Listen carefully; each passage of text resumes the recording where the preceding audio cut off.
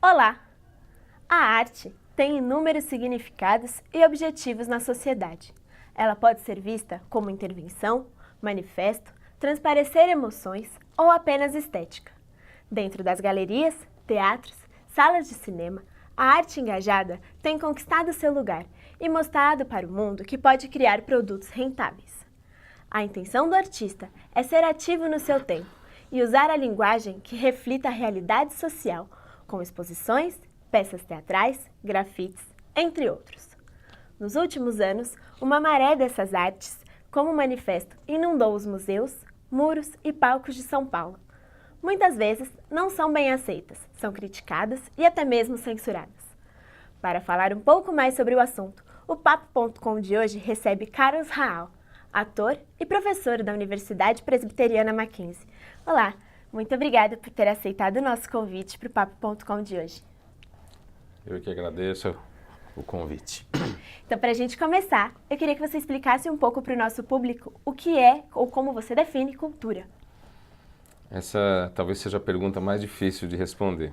Cultura, muitos teóricos já definiram, e há diferentes definições de cultura.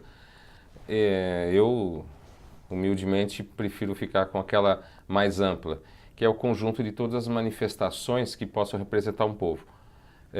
Arte, culinária, moda, religião, eventualmente até a política, a ciência de um povo, né? A ciência produzida numa determinada cultura, numa determinada sociedade. Então essa definição é ampla demais.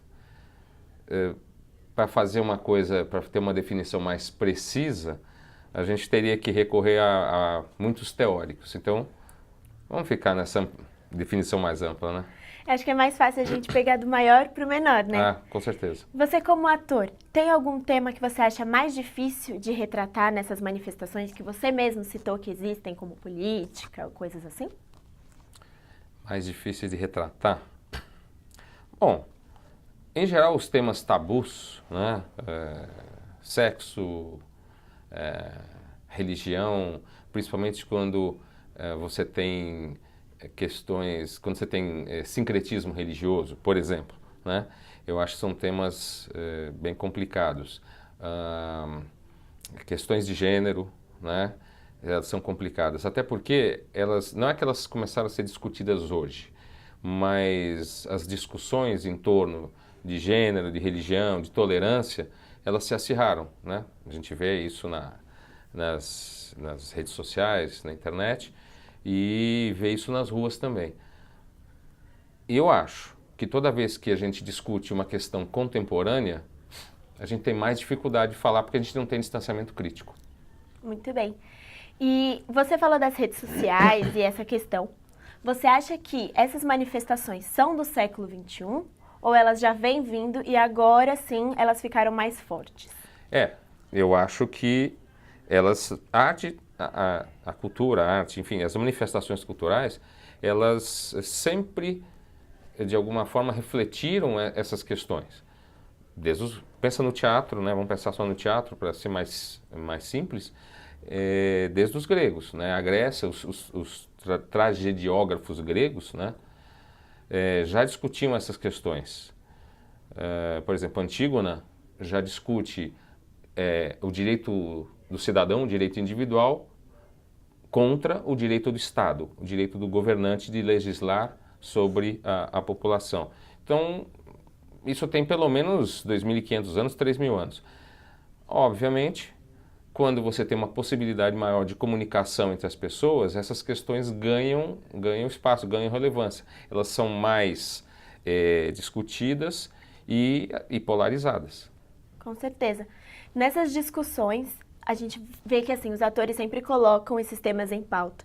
Você acha que tem algum limite na hora de expressar isso? Ou você acha que realmente tudo é válido, tudo pode acontecer? Eu acho que tudo é válido. Eu acho que discutir, conversar sobre um tema, apresentá-lo à sociedade para discussão, não acho que não tem que ter limite, não. Acho que todas as questões são discutíveis, porque todas elas dizem respeito a um grupo significativo de cidadãos. Vamos pegar o exemplo da exposição Queer Museum, né, que lá em Porto Alegre, no Santander, né, no Espaço Cultural do Santander, foi retirada, né, foi censurada pelo Movimento Brasil Livre e o Santander, enfim, por questões deles lá internas, retirou a mostra em cartaz, né?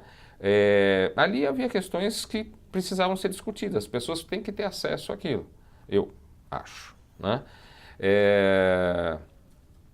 E eram questões difíceis, questões de abuso infantil, pornografia infantil e, né, e sexo de modo geral, sexo homossexual, enfim. Quando você retira isso do ar, você retira a possibilidade de discussão.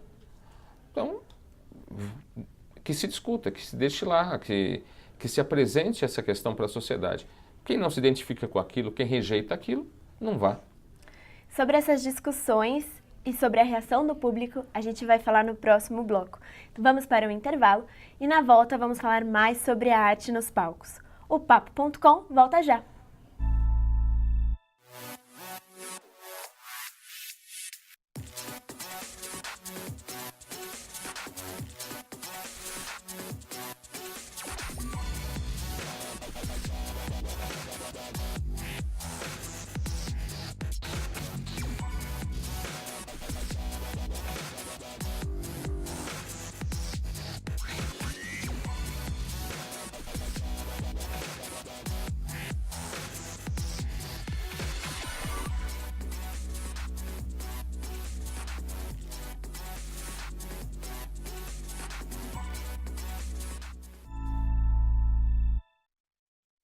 O Papo.com está de volta e o tema de hoje é a arte engajada.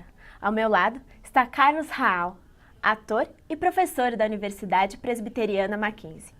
Antes de retomarmos o papo, vamos ver uma reportagem de Daisy Góes, que foi conhecer o trabalho do grupo teatral Os Sátiros, que tem histórico de engajamento em suas peças.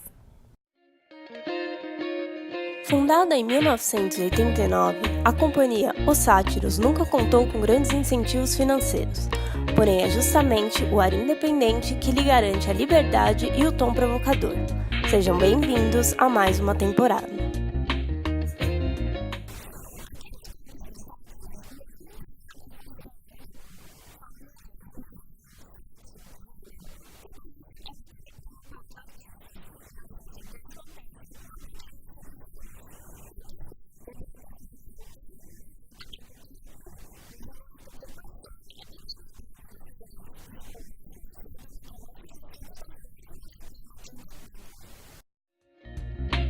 Escrita por Ivan Cabral e Rodolfo Garcia Vázquez, a comédia musical Queer conta a história de Purpurinex, pessoa gênero do século 2501. O espetáculo compõe uma trilogia da companhia com o objetivo de discutir questões de gênero.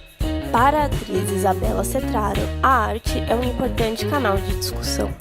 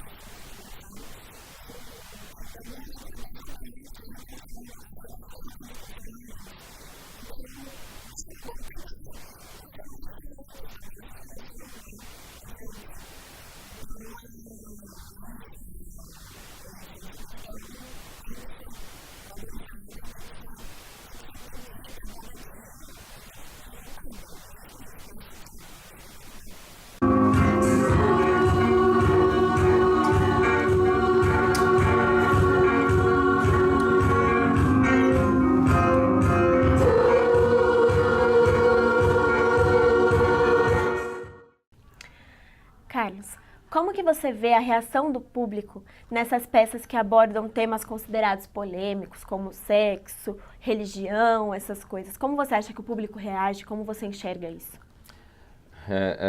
São manifestações as mais diversas, né? Desde do público que aceita aquilo, enfim, entende que é papel da arte discutir essas questões, até o oposto, né? O público que rejeita, que vai não para assistir, que vai com um pré-julgamento, um pré-conceito, e fica cego àquilo. Eu posso contar 2 fatos rapidamente.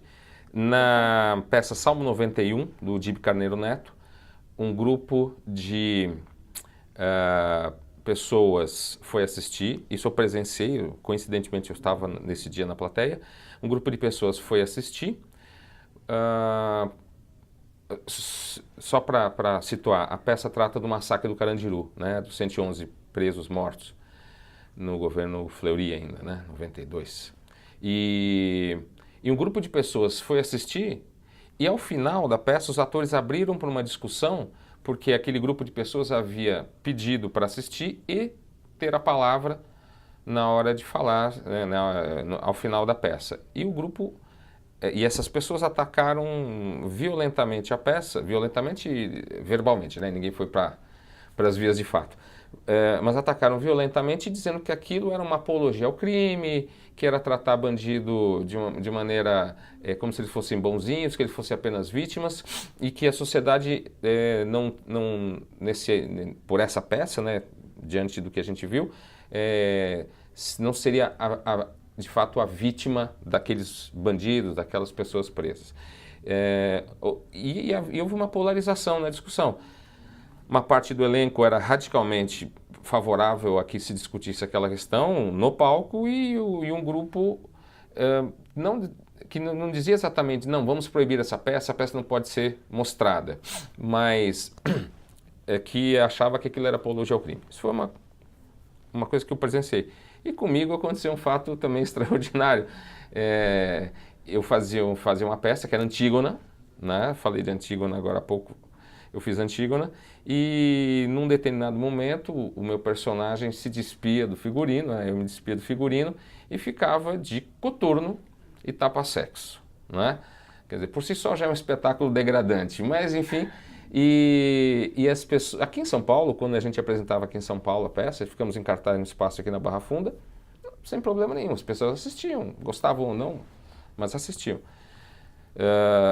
No interior, e eu pego especificamente o Teatro Municipal de Barueri, que é aqui na Grande São Paulo, aqui perto, a plateia ficava extremamente constrangida e eu ouvia comentários baixinhos, risos nervosos, diante de uma pessoa nua no palco, praticamente nua, né? No palco.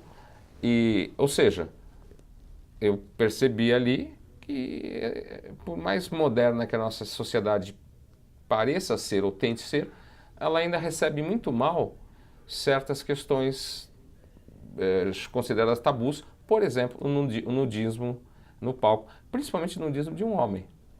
O nudismo, curiosamente, o nudismo da mulher não espanta ninguém. Então você acha, contando essas histórias, que o nudismo feminino é um pouco mais erotizado por conta disso? Acho que sim, acho que sim. Parece que o nu masculino agride de alguma maneira as pessoas, parece, tá? Eu estou generalizando, mas sem querer generalizar, se é que isso é possível. Já a mulher, porque sempre foi tratada, ou historicamente foi tratada como objeto, como uma propriedade, então se ela fica nua ou em trajes sensuais, sumários, parece que a sociedade absorve melhor, o público, o espectador absorve melhor. Carlos, para você, existe algum tipo ideal de arte? Não. Todas as artes são importantes, todas elas tentam mostrar a sua realidade daquele momento, usando as suas ferramentas, a sua estética, vamos chamar assim. Então, não acho que haja uma arte superior à outra, não. Bom, o Papo.com de hoje foi voltado para a cultura. Agradeço ao Carlos Raal, que explicou mais sobre a arte engajada, seus desafios e ajudou a dar mais visibilidade ao assunto. Bom, eu é que agradeço a oportunidade e quando quiserem me convidar de novo, estamos aí. Deixo meu agradecimento também ao espectador e o convido a sempre procurar conhecer mais as diversas expressões artísticas. O Papo.com fica por aqui e até o próximo programa.